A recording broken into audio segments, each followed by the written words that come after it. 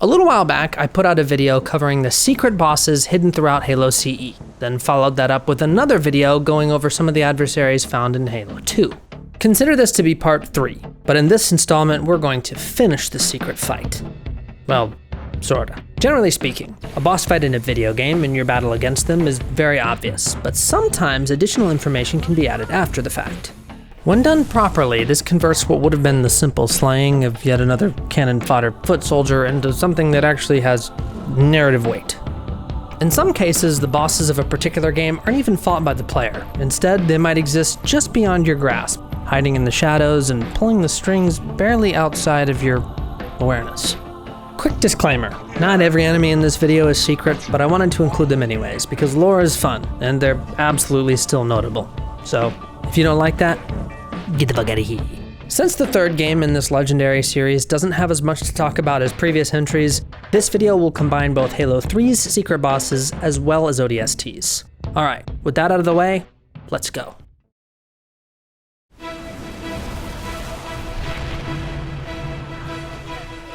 Throughout Halo 3, you'll find yourself faced against foes armed with some of the greatest technology within the Covenant's mighty arsenal. One such mechanism is the T-47B Ultra Heavy Assault Platform, or as it was known by its own allied forces, the Deutoros-Pattern Scarab. If you watched my Halo 2 Secret Bosses video, then you probably already know that Scarabs are actually infantry units, or at least a weird hybrid between foot soldier and vehicle. The inside of each hulking construct is packed to the brim with Lightgolo or hunter worms, but this particular variant of the creature is a bit different than the typical conglomerate faced in battle. Unlike the Mega Lightgolo employed most frequently by the Covenant's armies, Scarabs are controlled by Rulo Lightgolo, a different subset of the creature that was genetically engineered into existence. Covenant dogma prevented the construction and use of sophisticated artificial intelligences largely thanks to the misinterpretation of Forerunner warnings, cautioning against their use while dealing with the Flood. That said, there was no rules against DNA manipulation, and so where AIs would be used by humans, Lightgolo gestalts were often employed in the same role. The most obvious and applicable example being within mining rigs like Scarabs. As I mentioned in my last video, Lightgolo become conscious entities when they physically interact with larger quantities of their species. With that in mind, I see no reason why the gestalts within Deutoros-Pattern Scarabs would be any different. In order for these dichotomies of skin and circuitry to properly function, a supervisor is needed, otherwise they seem to become inert. This is how Red Team was able to take control of one during their battles within the shield world, Trove. This implies that the worms inside each platform aren't even truly in control of their actions, instead marching along with no real degree of agency. Much like its cousins, the Deutoros-Pattern Scarab, each Deutoros variant is outfitted with an ultra-heavy focus cannon designed for mining rather than combat.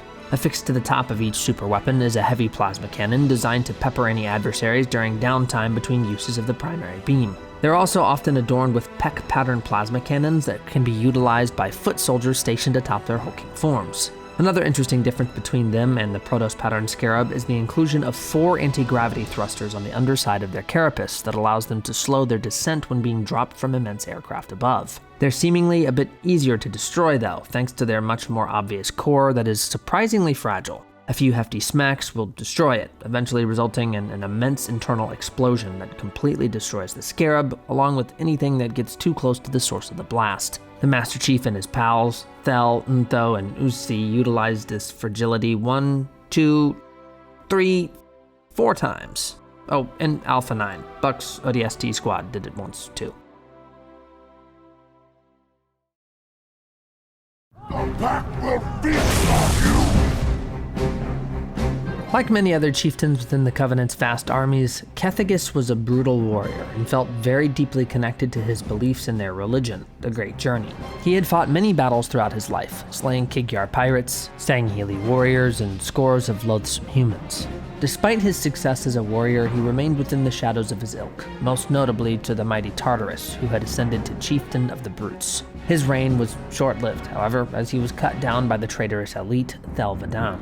The former commander had transformed from the will of the prophets to a sinner of the highest degree, and a major problem that was almost as big as the infamous demon himself. Though Cethegus would have certainly relished in the opportunity to relieve the previously pious arbiter of his head, he did have him to thank, from a certain perspective. If it weren't for the power vacuum granted in the wake of Tartarus' expiration, he wouldn't have been granted the honor of directly aiding the Prophet of Truth in the final steps of their ascension. Once the Covenant had made their way to one of the most sacred sites ever created by their gods, the Ark, preparations immediately began to activate the Halo Rings. Their enemies weren't far behind, though. The demon had forged an unholy union with the inferior Sangheli, and together they smashed their way through any defensive line the Covenant could muster. This unique circumstance created a real opportunity for Cethegus. A truly worthy adversary was rapidly advancing on the Prophet of Truth's position, and it was up to him to impede his progress. The Jiralhanae soldier ran through one of the many facilities within the vast substructure of the Ark, and hot on his heels was the Master Chief. Cethegus' packmates would each fall in battle against him as he strode toward an arena of his choosing, the perfect battleground where two titans would clash. It would be a brawl of truly epic proportions, and the defeat of their greatest enemy would surely grant him a place of high regard among those chosen to make the greatest journey. When the chief finally made his way onto the platform Cethegus had chosen, he bellowed at his armored assailant. In this moment, a strange sense of relief flooded through him. He was happy that his deadly cloaked stalkers had failed to eliminate their quarry. The so-called demon would become his trophy, his first-placed prize in a competition where there are only two positions to be claimed: first and last. They would soon participate in a never-ending war waged between life and death. In that moment, the Prophet of Truth suddenly spoke, confirming what he already felt deep in his heart. You must win this fight on your own.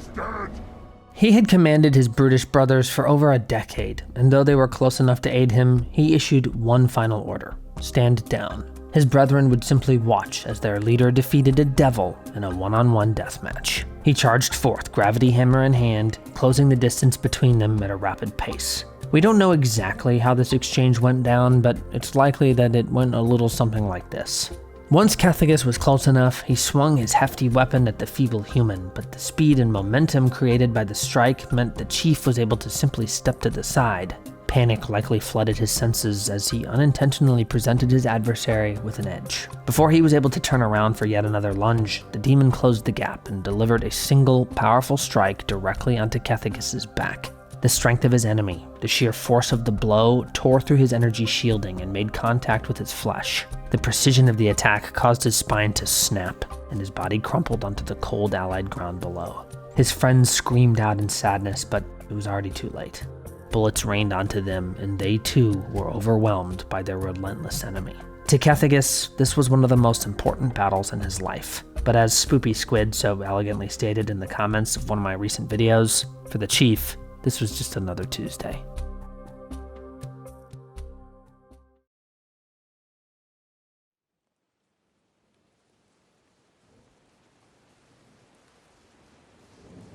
Oh, hi! Didn't see you there.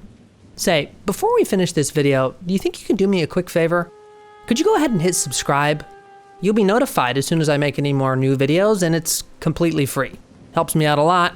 You get notified for free content. Win-win. Thanks. Okay, let's get back to the show.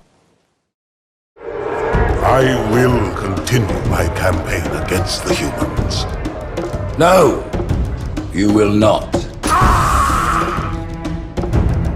Though Truth doesn't have his own unique fight, he's still very much a boss and the leader of the entire Covenant. He may not be secret like most of the other entries in this video, but I feel as though I'd be remiss not to include him. Before his ascent to full-on megalomania, Ord Casto, or as he's more commonly known, the Prophet of Truth, held the title Minister of Fortitude. His job was to distribute technology throughout the Covenant Empire, a treasurer of sorts. One day, a much younger prophet by the name of Lod Moran, aka the Prophet of Regret, would approach him with a proposition. He wanted to overthrow the current Sanshayum hierarchs and take their positions, but he needed Ord's help.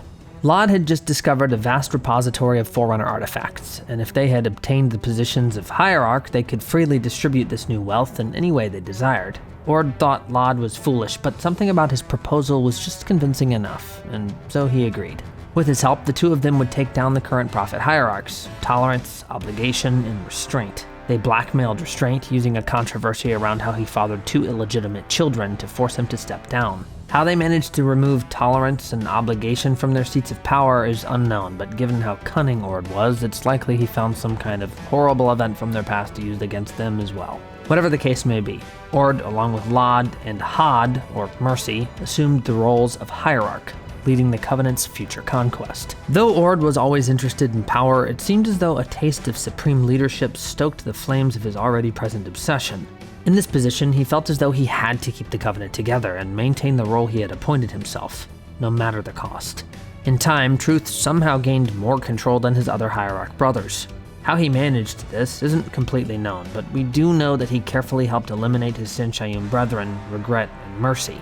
At some point, Truth was able to discover the location of Earth and planned to destroy it, along with the Sangheili, who had become a thorn in his side, likely due to their honorable inclinations and the high levels of intelligence possessed by many of their species. When Regret foolishly and unintentionally traveled to Earth with a very small fleet, he knew an opportunity had arisen from his compatriot's mistake. Instead of aiding him by sending more troops, he allowed Regret to panic. His relative isolation meant it'd be easier for their enemies to eliminate him, and eventually the greatest enemy the Covenant had ever known did exactly that. With Regret dead, only he and Mercy remained, but this too would change. When the Flood laid siege upon High Charity, the Covenant's planet-sized artificial city, one of the first to fall to the parasitic tidal wave was Mercy. He could have survived the encounter, but Truth commanded his bodyguard Tartarus to let his compatriot be consumed.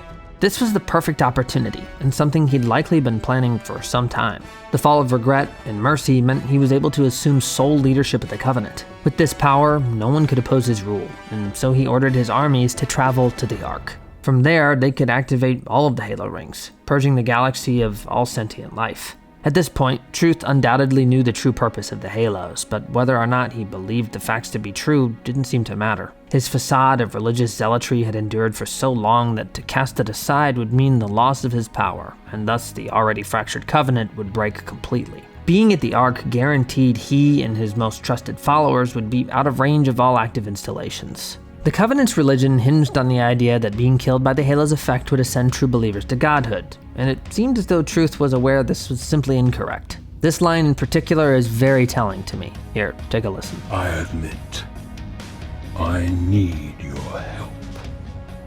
But that secret dies with all the rest. Activating the rings would purge humanity and the Sangheili from the mortal plane, leaving him to freely rule over the entire galaxy. With the power of the rings at his disposal, any survivors would be forced to acknowledge him as leader. Otherwise, they'd have to face the destructive potential of the Halos, or so they thought anyway. By doing this, he would essentially become a god by leading what remained of the life in his newly cleaned universe. He'd become the ultimate seat of power, with no one to oppose him.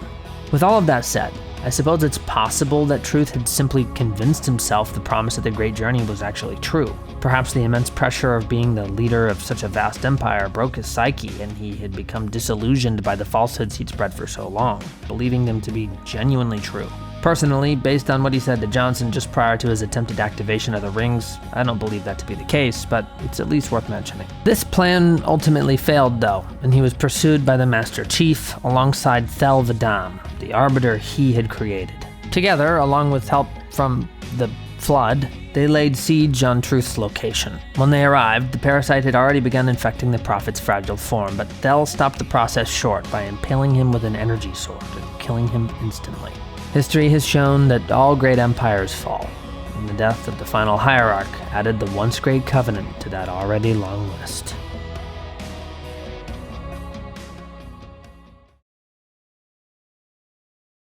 Protocol dictates action! I see now that helping you was wrong! 343 Guilty Spark is a tragic figure thanks to his long and tumultuous existence, and though he's by no means a secret boss, I still want to talk about him for a little bit. Bear in mind that going over his entire story is well beyond the scope of this video because there's just so much of it. That said, I'll do my best to at least give you the highlights. Long before he was the irritating light bulb seen throughout the games, he was a human being by the name of Chakas. The most pivotal moment in his life was when he first met a forerunner by the name of Bornstellar. This particular genetic relative would end up being one of the most instrumental figures throughout the entirety of Halo's story, but that's also best detailed in another video. Over time, a bond would form between the two of them, a strong friendship that would remain, even after the horrors that awaited them. Unbeknownst to either of the two, the Greater Forerunner Collective had been at war with a horrifying parasitic deluge. a hive mind entity that they referred to as the Shaping Sickness. In their early lives, they were blissfully unaware of these entities, but the horrors of the truth would become all too clear to Chakas in the near future. The most striking examples occurred after he had been plucked away from his home and placed onto one of the Forerunner's enigmatic superstructures, a ring world called Zeta Halo. It was here that he would watch as others of his kind were forcibly taken and transported to a place dubbed the Palace of Pain. In this doomed citadel, all manner of vile experiments were conducted on human beings to test a so-called immunity to the Flood. This was all orchestrated by a Forerunner AI known as Mendicant Bias, who had allied himself with the Primordial, an ancient evil entity that I'll talk about in the next entry. Though Chakas was an important person in this enormous conflict, he was still an unwilling participant and a mere speck when compared to some of the other larger forces at work. He also had no agency, and certainly didn't choose to be propelled into a world of monsters, only to be forced into confronting them face to face. Luckily for him, he managed to survive his time on Zeta Halo. Though his physical form was relatively unscathed, his mind had been scarred by the things he'd seen. The massive war that he had only witnessed an infinitesimally small piece of had ballooned to the point that the Forerunners had decided the only way to defeat the Shaping Sickness was through a genocide the likes of which had never been seen. This took the form of the activation of the Halo Rings, a decision that would lead to the death of all sentient life within the galaxy, effectively starving their ultimate enemy. Just before this happened, Chakas was placed within a chassis that would be known as 343 Guilty Spark. Doing this would ensure that his personality and his consciousness would be preserved beyond this new artificial Big Bang. In this new technological form, he was tasked with overseeing one of the weapons that had isolated him so completely. His mind had been compartmentalized as well, meaning many of his memories had likely been locked away from him. Regardless, he did as he was told and watched over his installation for 100,000 years, existing in a state of intense isolation. This solitude had begun eating away at his mind, and he started to slip into the early stages of rampancy. Essentially, he was thinking himself to death. This torment would end when humanity stumbled upon his Halo Ring, but the relief of knowing he wasn't alone in the galaxy was quickly usurped when the Shaping Sickness was released again. Fear almost certainly overtook him, and it's likely that old memories bubbled their way to the surface of his awareness now that he was forced to relive the horrors of his youth. It didn't matter though. Protocol in this event was clear. The rings would have to be activated again to eliminate this growing problem before it cascaded into another potentially universe-ending threat. The humans that had arrived had other plans though. An armored individual and his artificial companion had decided that destroying his ring was a better option. The preservation of this facility was his entire purpose for the last millennia, and so he tried to stop them as best he could. He likely couldn't stomach the idea that the horrific isolation he was forced to endure would become a waste of time. He lashed out at this human, but he was just too strong. His ring was destroyed, and with it, his only purpose. He wandered after that, eventually making his way to the gas mine orbiting threshold. Here he would meet Seisei Reifumi and explain the truth behind the Halo Rings. It seemed as though wherever 343 went, the Shaping Sickness followed, and like the many times before, the disease laid siege all around him. Samples within the Covenant research outpost had somehow freed themselves and had quickly begun feasting upon the Covenant species it encountered. His time here was short-lived, however. Soon after, he was captured by Tartarus and brought to High Charity, but the monsters followed closely behind. They would spread across the immense city, consuming all in their path. Tartarus fled the dying civilization and brought 343 with him to Delta Halo. The Shaping Sickness was already there too once they had arrived, but fortunately for Spark, he escaped fairly quickly alongside Tel Vadam. It seemed as though he would spend some time with the elites before eventually reuniting with the human that had destroyed his ring not long ago. Naturally, the plague was not far behind. It followed him to Earth, and when he traveled to the Ark, it followed there too. No matter where he went, what he did, the Shaping Sickness was always on his tail. At the Ark, he would discover that a replacement for his destroyed ring sat within its immense forges. With this revelation, he found a renewed sense of purpose, and alongside the armored human, decided it was best they activate the weapon outside the range of the other installations in order to purge the local infestation. The only problem was, detonating the ring now could lead to its destruction, and that was simply not something he would allow to happen. It was at this moment that he fought back, lashing out at the armored human and killing one of his closest companions. This was a huge mistake, however. As the human's friend lay dying, he grabbed the weapon from his hands and pointed it towards 343. Spark did his best to fight back, but the concentrated beam of superheated energy that shot towards him was just too strong. A blinding red light filled his vision, and then blackness. Funnily enough, this still wasn't truly the end of Guilty Spark. He managed to survive and partake in yet another epic journey, but once again, that's a story best left for another time.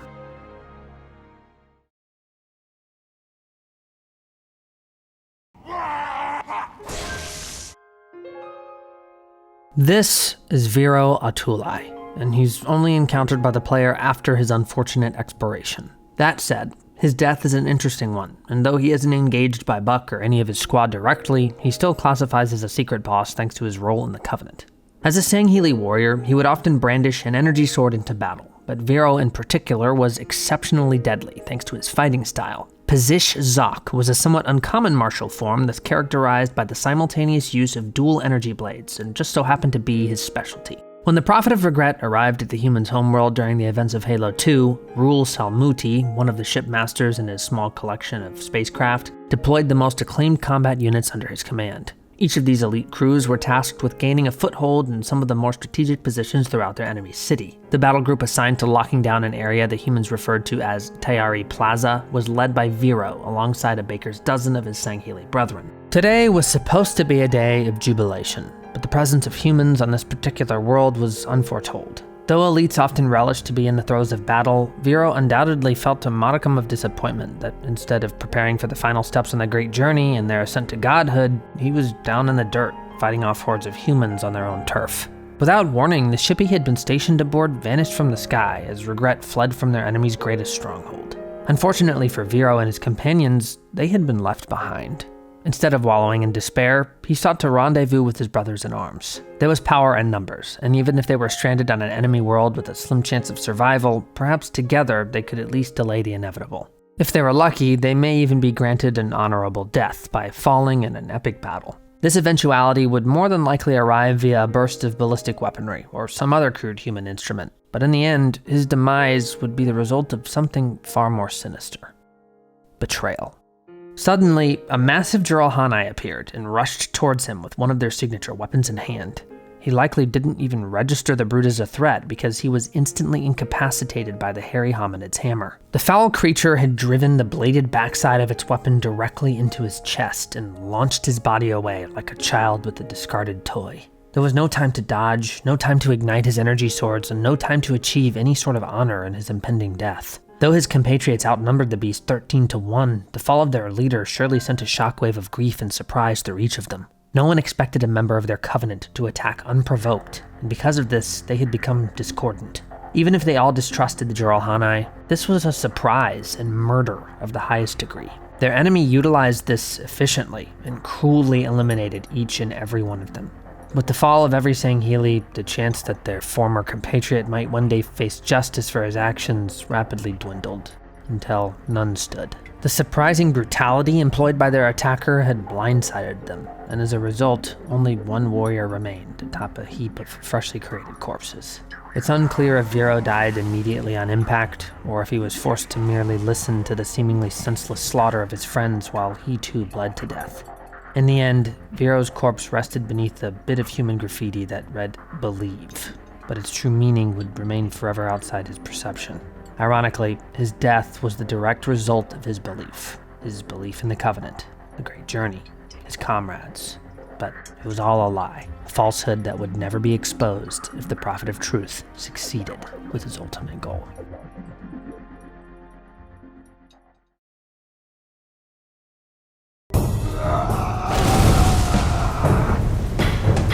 Vero's killer was a Jiralhanai by the name of Bracktanus. In the final days of their war against the humans, it had become increasingly clear to all that the brutes were suddenly being favored by their leadership. Even those with little power or acclaim, such as the Ungoi, could see the writing on the walls. A shift seemed to be occurring, and the increased tension caused anxiety for all, especially those within the lower castes. The brutes were becoming increasingly brazen, and in the case of Bracktanus, were comfortable murdering Sangheili within the hallowed halls of their god's creations. This was one of the single most blasphemous acts that could possibly be committed, but no consequences ever seemed to occur. He should have been executed, but he wasn't punished at all, not even so much as a slap on the wrist. Instead, he was elevated to the rank of chieftain shortly after. This sudden promotion came coupled with new, extremely classified orders from the highest echelons of their organization, the Prophet of Truth himself. Bracktanus had been told to covertly eliminate any Sangheili he encountered as soon as Regret had evacuated from their enemy's homeworld. In the wake of the destruction caused by Regret's ship's slip space rupture within the human city of New Mombasa, Bracktanus began slaughtering any elite stragglers or humans he might happen to encounter. When he came upon a group of Sangheili warriors in a large open space, he caught them by surprise. They had seemingly become uncoordinated, and somehow he managed to murder all of them, 14 versus 1. At this point, he had become a hunter, and like a starved animal searching for its next meal, these elites were nothing but prey to momentarily satiate his appetite for death. Their corpses were each another notch on his belt, and an additional success to help propel him higher within the Covenant's ranks. His job was far from completed, though, and so he continued his merciless assault through the metropolis. At some point, he caught word of a particularly troublesome group of armored human soldiers that had managed to hold out atop a skyscraper. Shockingly, these plucky vermin had killed scores of his packmates, as well as many Kigyar and Ungoi. They had become a higher priority, one that warranted his own personal intervention. He climbed into a phantom dropship, and the pilot of the craft carried him to the destination. As he arrived, he watched as his enemies shot down aircraft with explosive missiles and gunned down other Juralhanai with ballistic weaponry. Rage almost certainly filled him, but this sensation seemed to be his default. As the craft he occupied made its approach, he hopped out directly into the middle of their group and instantly brought his hammer down onto one of the fragile beings. The impact immediately destroyed the unnamed individual, converting a living, breathing person into nothing but a spray of red mist. Bracktanus was surrounded, and his shield fell quickly, but he didn't seem to care. He lunged at another human, launched the creature into a nearby support beam, and as he'd done to Vero not so long ago, drove the bladed portion of his hammer into his prey's chest. Fortunately for the human, its weapon was in the way and managed to absorb most of the impact. He lifted his death-dealing device to strike again, but before he got the chance, another of the humans jumped onto his back and jammed its finger into the delicate tissue that made up one of his ocular organs. He gripped Bracktanus' skull like a bowling ball and jerked it to the side, granting himself an opening to his jugular. In an instant, his adversary propelled a small blade directly into the integral vein system, causing him to cough and choke on his own life force. His supposed prey quickly became the predators, as the human on his back jerked the blade from his neck and instantly launched the sharpened point into his flesh several more times. Another struck his chest, and then his helmeted head, eventually knocking him to the ground. The combination of attacks was too much to handle, and finally, his struggling ceased.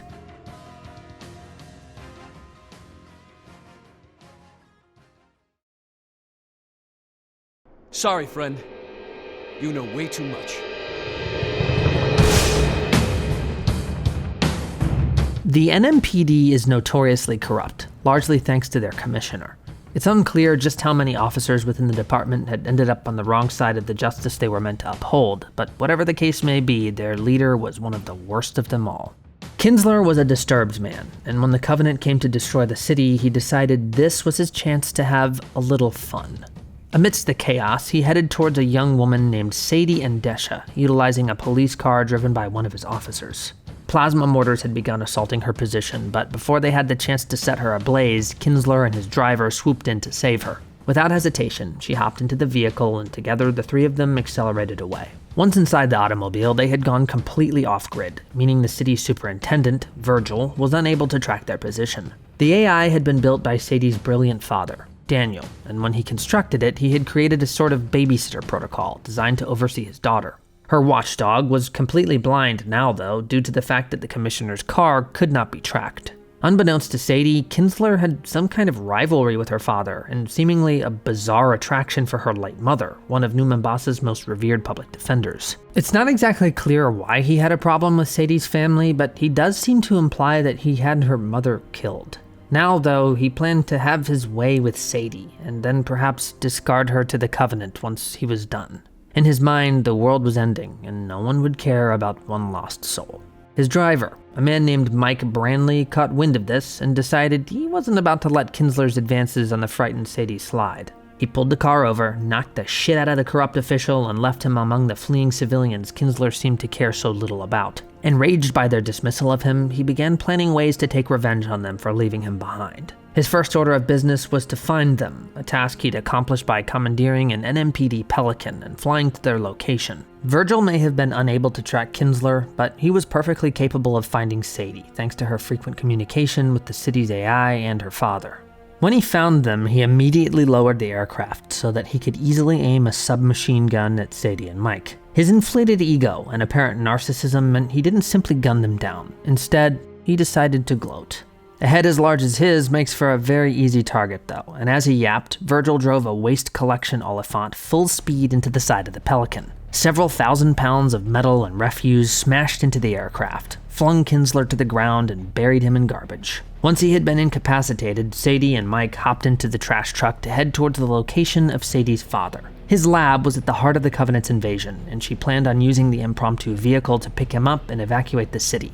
This objective seemed like it would be accomplished easily, until suddenly Virgil shut down completely. Someone had pulled his plug, meaning her guardian angel was no longer looking down upon her. Disabling Virgil meant every bit of automation within the city would be disengaged, making things somehow even more difficult for the people trying to escape.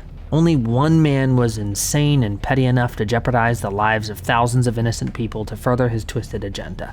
It was Kinsler. By powering down her artificial friend, she would no longer be able to communicate with her father, and it had the added benefit of making dealing with her much easier. After moving through various alleyways, Sadie and Mike were eventually able to re-enable the superintendent, but at this point, it didn't matter. Somehow, Kinsler had gained control of the firefighting systems within her father's lab, and if she didn't do as he said right now, he was going to flood his location with argon gas.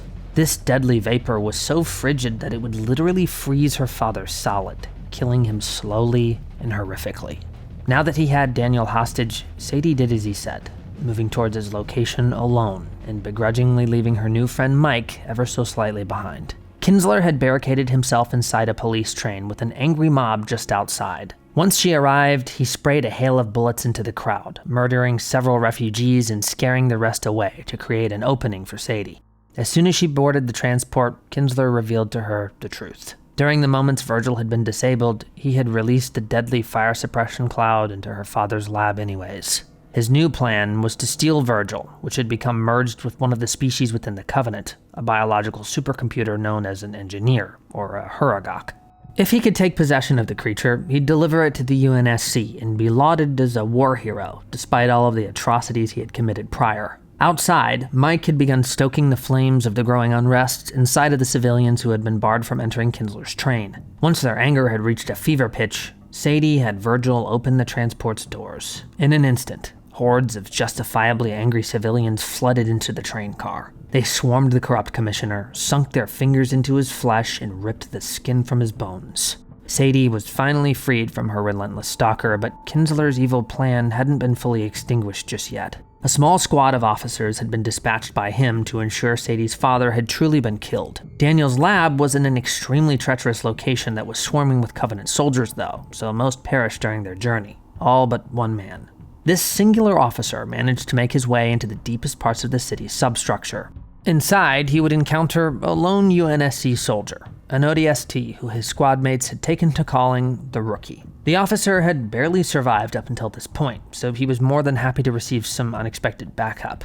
The further they went, though, the stranger the policeman began to behave. The Rookie might have chalked this up to the stressful circumstances they were all forced to endure, but this strange behavior was something far more sinister than frazzled nerves. The deepest portions of the facility were covered in ice, a strange detail that most wouldn't understand the meaning of. It likely wasn't lost on the Rookie, however. As he had ventured through the city, Virgil had led him towards several audio files that were scattered across various terminals and machines. Each of these were the recorded conversations Sadie had during her journey to find her father, including the disgusting behavior of Kinsler and his cronies. The frost buildup here was a direct result of those corrupt officers and their attempt to murder Daniel and Desha.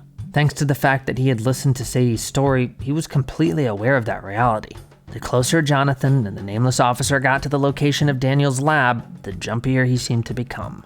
Once they arrived at the secret location, the door to Daniel's place of study opened, and his horrible fate was finally revealed to the lone ODST. He had frozen to death, and the officer that had been a temporary ally up until this point had come here to finish the job in case he had somehow survived. This supposed man of the law felt that the Rookie had seen too much. Without much of a warning, he aimed his weapon towards the ODST and fired.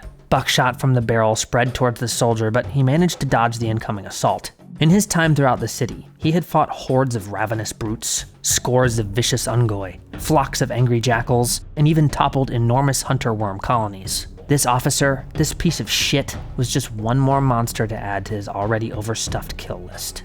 The rookie raised his silenced magnum, centered the reticle on the man's head, and pulled the trigger, finally loosening Kinsler's slimy grip over New Mombasa.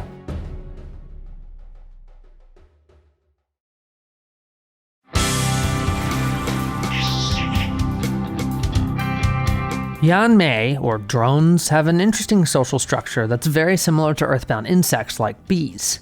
Their society is composed of 4 primary subsets, each of which serves an integral role in helping the hive function. These castes are domestics, workers, protectors, and queens. In some cases, large quantities of Yanme'e are tasked with establishing a nest when they're deployed onto a new world. Generally speaking, these are formed in areas that are somewhat hidden, or at least relatively difficult to reach. Doing this essentially grants them a base of operations that can continuously produce more soldiers directly within enemy territory. One such hive was constructed deep within the subterranean tunnels underneath New Mombasa. Naturally, these vast structures contain a plethora of offspring that can't really defend themselves all that well, which is where protectors come in. Chief among them are the Hivewards. These special quote-unquote ranks are the closest approximation to a military employed by the drones, and are used to protect a blossoming nest. They're visually distinct thanks to their golden carapaces and additional armaments like energy shielding or better weaponry, boons that generally aren't bestowed upon their species. They're also known for their greater leadership capabilities, which they'll use to help coordinate defensive strategies in the event that their hive falls under siege. When the rookie and Veronica Dare trudged through the newly created Yanme'e home during the events of ODST, they had essentially become exterminators. But instead of wielding cans of Raid or a particularly large boot, they killed the pests they encountered with guns and bullets. This set the hive on high alert, and as they pushed deeper, they eventually came helmeted face to insectoid face with a Hiveward. Now, to be clear, we don't know this individual's name or all that much about its particular backstory, but its designation is quite rare, and likely hasn't really been encountered by humans very much, thanks to the fact that they basically never venture beyond their homes. Jonathan Doherty, or the Rookie, had fought far greater forces while skulking about the Mombasa streets above, however, so when he was presented with yet another drone to eliminate, he squashed it as he'd done many times before.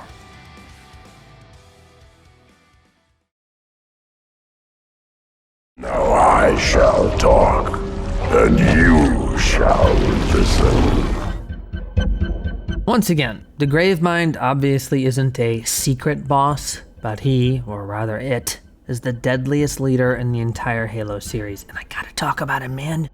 Before there was Covenant, before there was Forerunners, before there was life, there was darkness, and in that shadowy void were the precursors. Now, it's important to note that no one knows exactly where these bizarre creatures originally came from, or what their true agenda might have been, but it is said that they seeded all life within the Milky Way galaxy. It's also unclear if they created the universe as a whole, or just helped shepherd some of the life within it, though I lean towards the former, given their reach, inconceivably advanced technological achievements, and fascinating biology.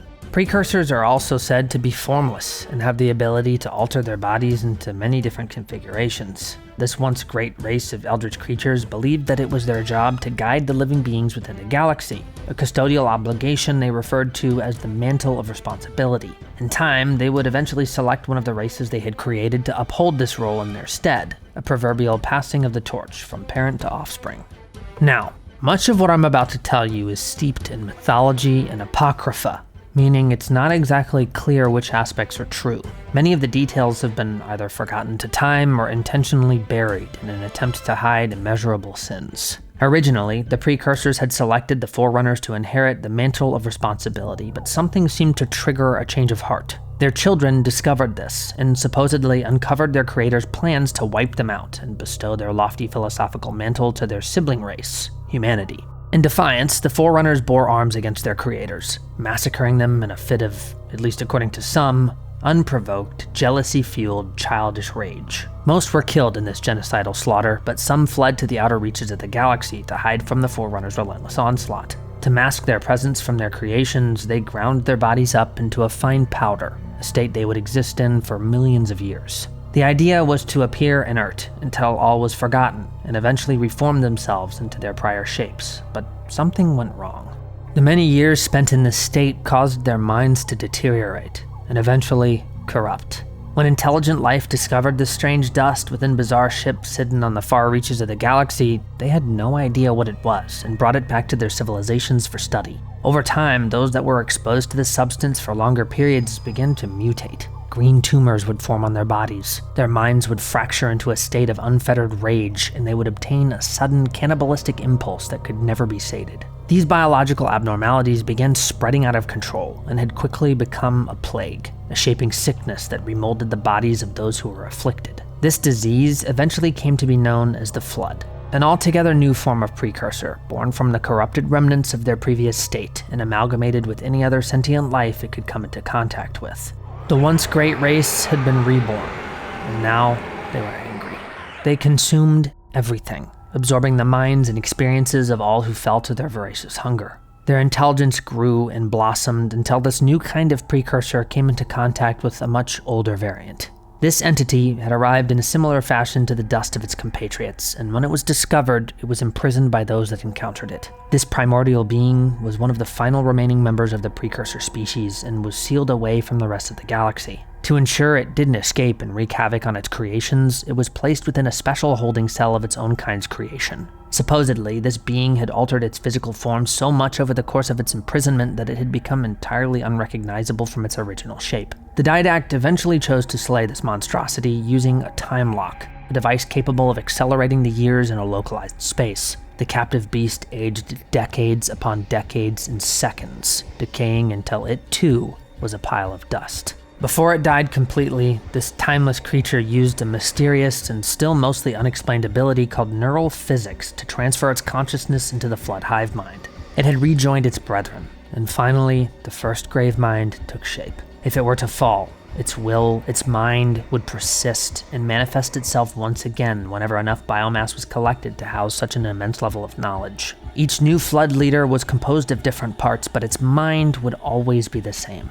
Eventually, the great and destructive power of the Halo Rings was used to destroy all sentient life within the galaxy, halting the Flood's never-ending path of unification and stamping out its remolded puppets. This solution didn't truly solve the problem, though. It merely delayed the entity's goals. Many years after the activation of the array, the Flood was somehow able to create a Gravemind once again. This abomination was no different from its predecessors, and like before, it created a new deluge of torturous consumption. In this twisted state, the precursors relished in the suffering of their creations as a sort of twisted recompense for the sins of the past.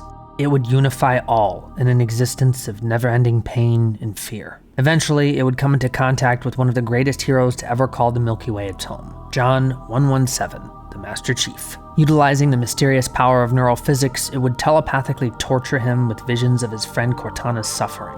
This was a mistake. The Chief fought his way into one of the Flood's wretched hives, the former self-proclaimed Covenant Holy City, High Charity. Once inside, he would reclaim Cortana, and together, the two of them, alongside Thelvadam, Avery Johnson, and 343 Guilty Spark, would activate a ring that would once again purge the galaxy of the monstrosity's mind. The deadliest force ever known had been eliminated once and for all. But were it so easy?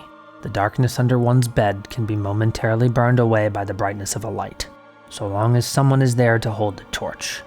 But all photons eventually fade, and in the unavoidable darkness that follows, the shadows wriggle and creep.